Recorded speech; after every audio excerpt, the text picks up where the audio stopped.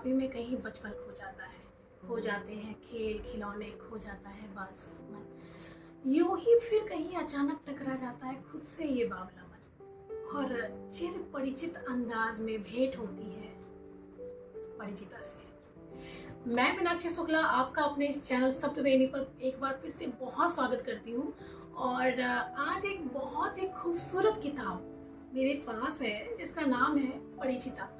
परिचिता एक बेहतरीन काव्य संग्रह कह सकते हैं जो जीवन के उस ठोर और मोड़ पर आपको मिलती है जहाँ से आप समझते हैं कि आपने जीवन समझ लिया है और समझना बहुत कुछ बाकी रह जाता है। आप खुद को जानते हैं, परिचित हैं आप, लेकिन फिर भी अपरिचिता से भेंट होती है आपकी। हाँ जी, तो चलिए हम इस किताब में, इस सफर में आपके साथ हैं और आप भी बने रहें और हमें जरूर बताइएगा कि आपको हमारी ये समीक्षा कैसी लगी। और आपकी सुंदर सुंदर प्यारी प्यारी प्रतिक्रियाओं से मेरा मन आह्लादित हो जाता है। तो चलिए हम चलते हैं, आपको बताते हैं किताब में आखिर है ऐसा क्या। तो परिचिता जो है सुधा सिक्रावर जी की लिखी हुई चौथी किताब है।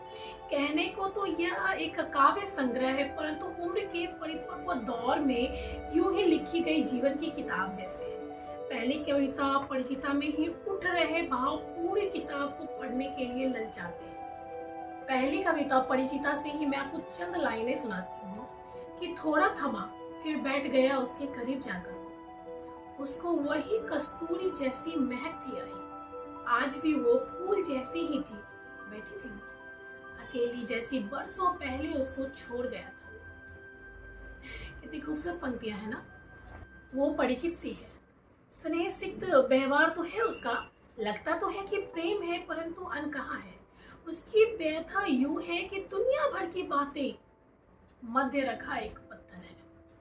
इन कोमल भावों को बड़े ही सुंदर शब्दों में व्यक्त किया गया है। पढ़ते हुए आप कहीं खुद को घूम पाते हैं और कविता के लिए चुने गए शब्द और शीर्षक जीवन में दोबारा झांकने के लिए आपको मजबूर करते हैं। कुछ कविता एक ही शब्द को केंद्र में रखकर लिखे गए हैं जिसका अर्थ व्यापक दृष्टिकोण लिए हुए है। शब्द जो कठिन समय में जीवन रूपी दिव्य पुंज का भान कराते हैं, जीवटता और अदम्य उत्साह का साहस भरते हैं। जैसे जीवन, शून्य, मिट्टी, शब्द, दुल्हन आदि क्या, क्यों और कैसे का विस्तार देते हैं कि दुल्हन चली घूंघट डार, दुल्हन चली घूंघट डार, ओढ़ कर वो चादर चार।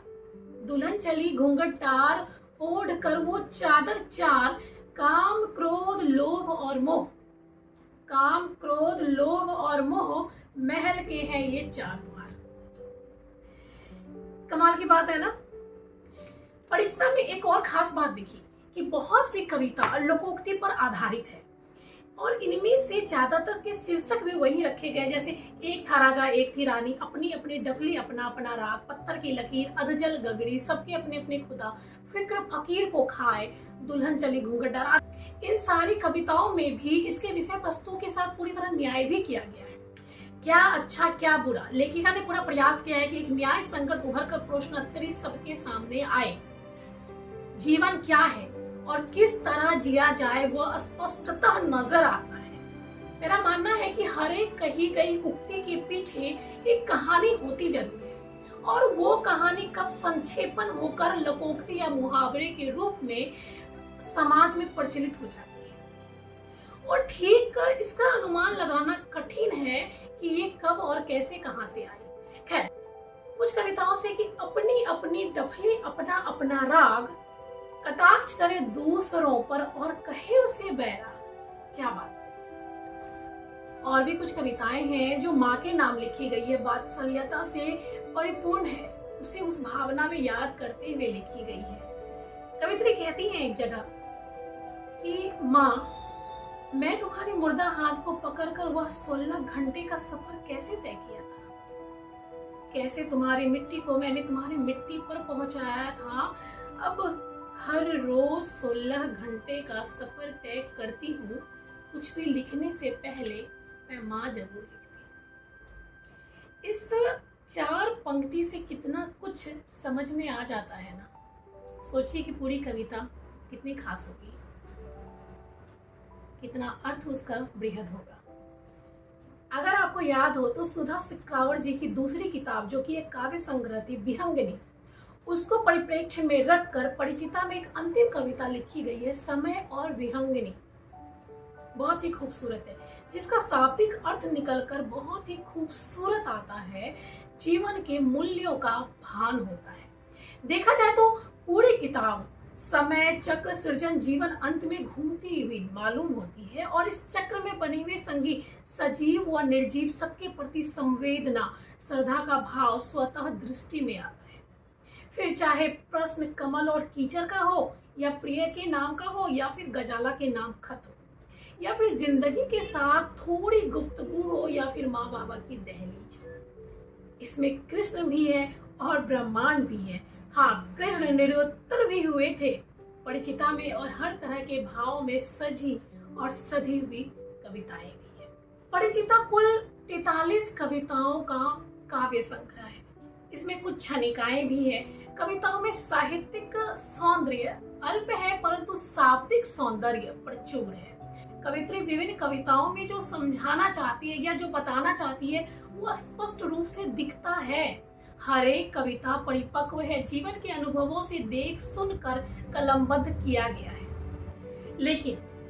लेकिन कई कविताएं तुकांत या तुकांत शैली में सही से नहीं बैठती, पढ़ने में प्रथम दृष्टया लय भंग होती है, जिससे अनेक बार अवरोध उत्पन्न होता है। चूंकि विषय वस्तु दृढ़ होने के कारण पाठक को पुनः बांध लेती है। यही खूबी है इस किताब की, परिचिता की।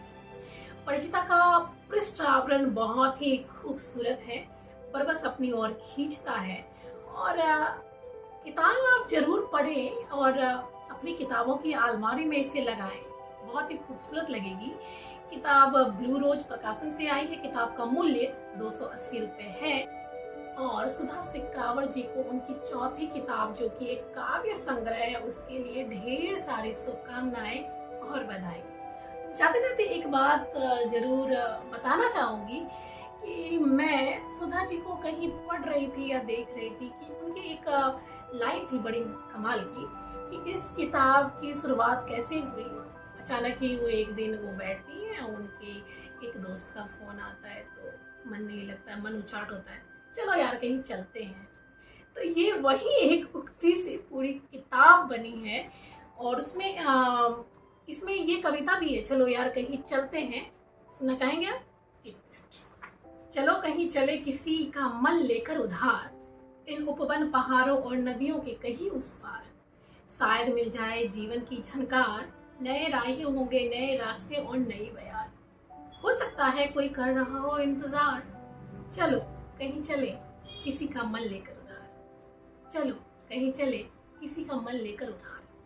मालूम है मन वहां भी भटकेगा बार बार, फिर भी पग बढ़ाकर अनंत को देख ले एक बार, चलो कहीं चले किसी का लेकर मन उधार। बहुत ही खूबसूरत कविता, वाकई मुझे बहुत अच्छी लगी और हाँ पढ़े, आपको भी अच्छी ही लगेगी। हाँ, सुनने के लिए आपका बहुत धन्यवाद, साथ बने रहने के लिए।